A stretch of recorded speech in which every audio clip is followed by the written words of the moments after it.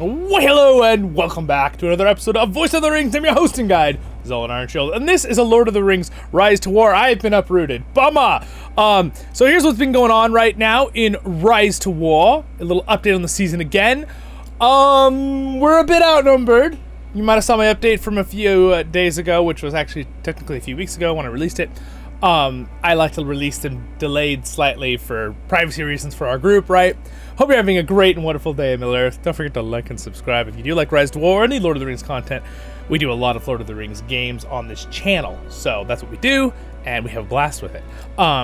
You might tell I'm a little enthusiastic sometimes about it. So what's going on right now is we're having battles.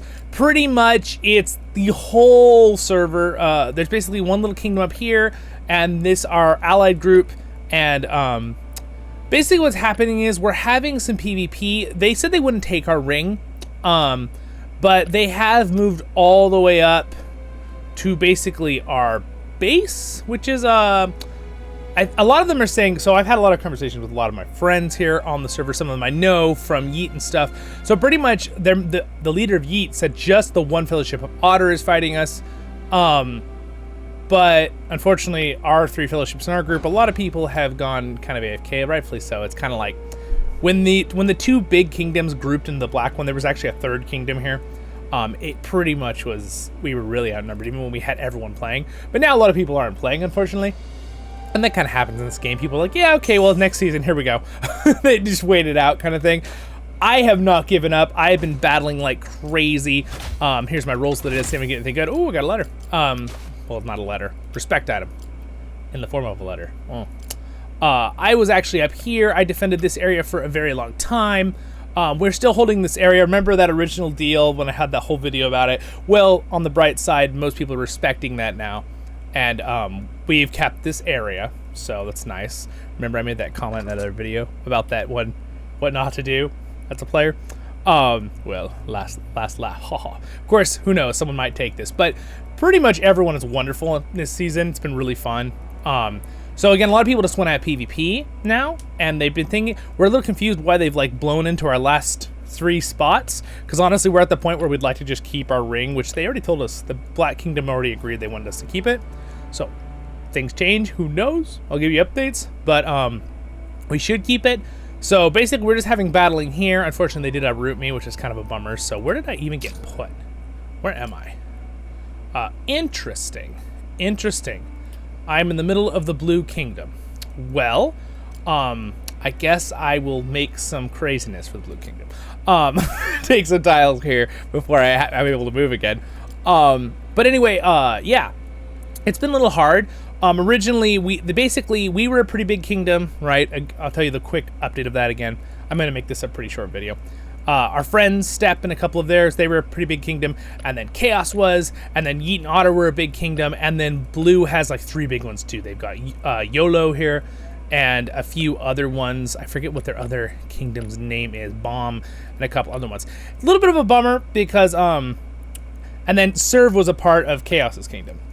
Basically what happened was this kingdom and this kingdom decided they take their 3 big fellowships and put them together into one, kind of kicked out this one, I believe, which is kind of, I feel bad for this kingdom, even though they've been holding their own, holding this ring. I'm thinking they're allowing them to hold a ring, but still kind of a bummer for that fellowship a little bit. But again, one of the fellowships also got removed out of this one and joined the Blue Kingdom, so the 2 that were here already basically were attacking us from the back. So not only were we outnumbered from the 2 kingdoms, because these kingdoms were slightly bigger than us in Banana Group. Step is a big kingdom though too. Of course, they're an awesome fellowship. But anyway, they were fighting Chaos, and then we were basically being backdoored by another big kingdom and one that was already bigger than us. So got a little outnumbered when that happened, that union of the 2 kingdoms there when they did that. It was really balanced before that. The whole season we had like 5 kingdoms, and it was super balanced, and it felt really good, and we had like a 2v2 going on with another kingdom, but then Blue kind of was attacking us from the back, which kind of made it a 2v2 and a 1, and then they kind of fully allied with them, and then they 2v2 turned into one big kingdom, made them even more united because now they're one kingdom.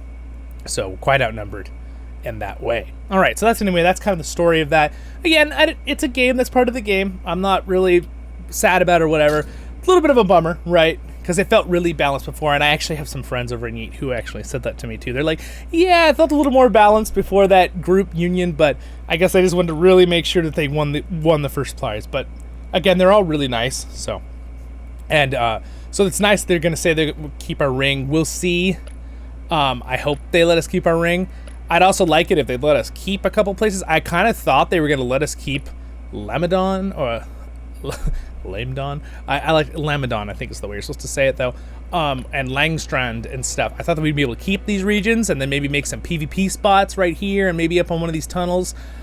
But they took it all. So, again, it's not like they need resources. They got plenty of land for resources for those 3 fellowships. So at this point, I'm hoping they'll just slow it down so we can still have land to PvP with. Because if they just wipe us all out and we're all, you know, thrown into the middle of nowhere in enemy land, not only is that kind of weird, it makes it where you really can't do PvP because you just don't have enough resources. So we'll see. We'll see what people do with that. Make it fun. Here's another update from my end.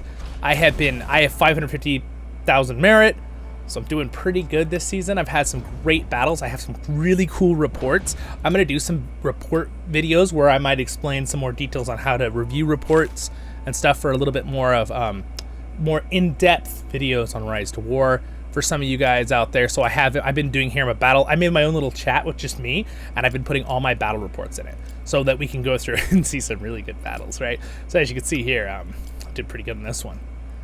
Yeah. So actually, that is a secondary battle. That's why it's so good. This is the first battle. This is the one that matters here. It was a draw, but look at this. Look at this Dane damage. My Dane's getting pretty good. He is respect 10. I can't get his helmet yet, but, you know. So, anyway, I've got some really cool reports. Like, you can see here, I beat up this Witch King. Look at this.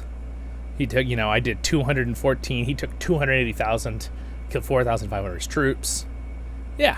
So, yes, Gimli can counter the Witch King. You just have to make sure you have this item on him. So, yeah. Been having fun. I got some really cool reports that I'll show you guys later on the channel here.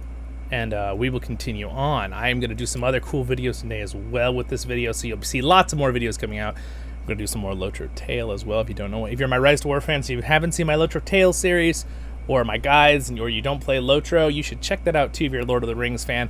I know it's a very different kind of game. They're very niche. Both of these games are more niche, right? Either this kind of strategy-based phone game, RiseToWar, or Lotro is an MMO, obviously. It's a really good one. If you don't know that excuse me.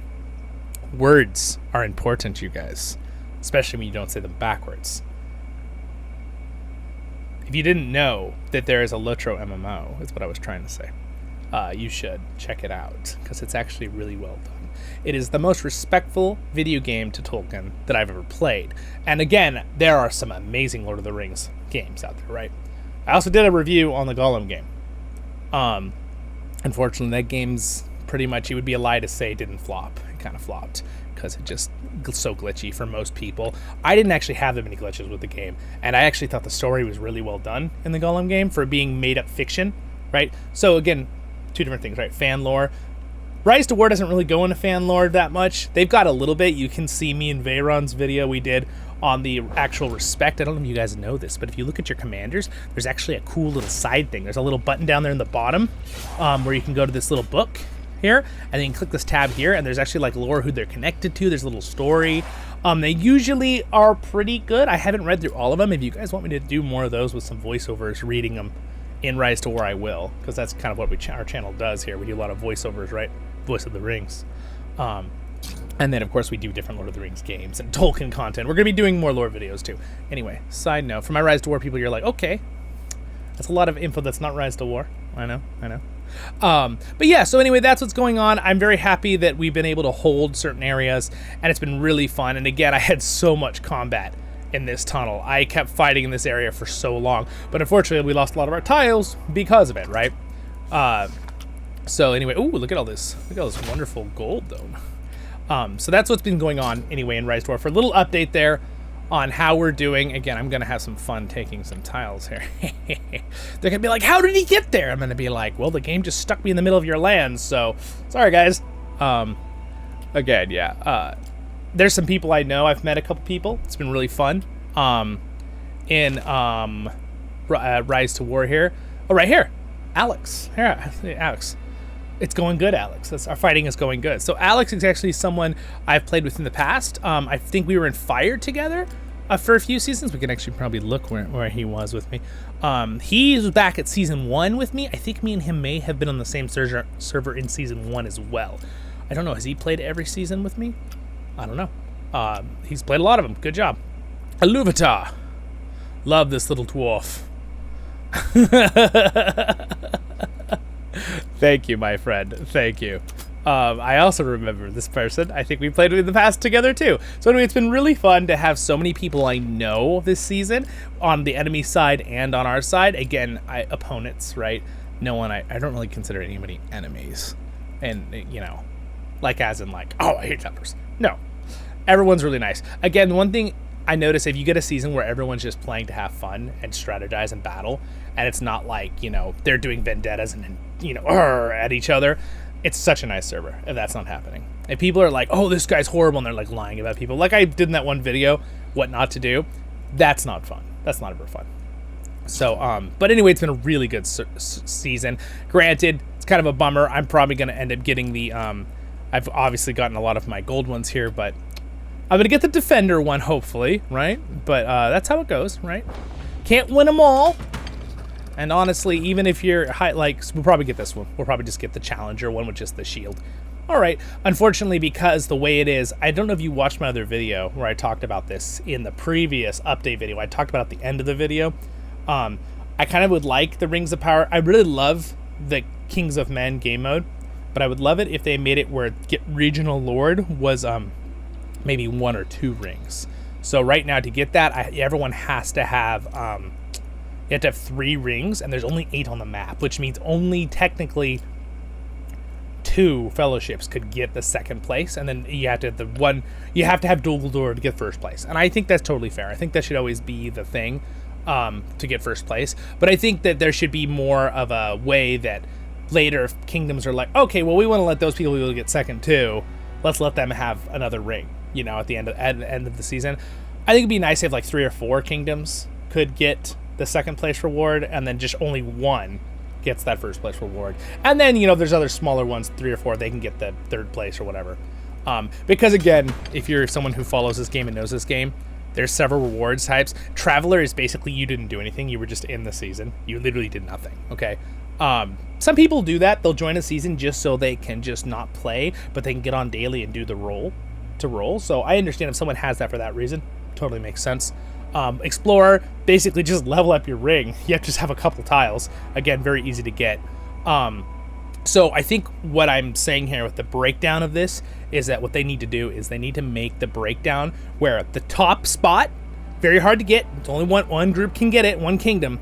The 2nd spot shouldn't be as hard to get as it is, and the last 2 seem kind of pointless, right? So they need to like spread out the bell curve of what is hard to get, right? Because the first 2 are like ridiculously easy to get. The 3rd one is sort of challenging to get, and then the last 2 are like really hard to get, right? I think it should be the last one's really hard to get. The 2nd one, a couple kingdoms that are strong can get it, 3 or 4, and then the middle one, the majority of people who played a lot can get it.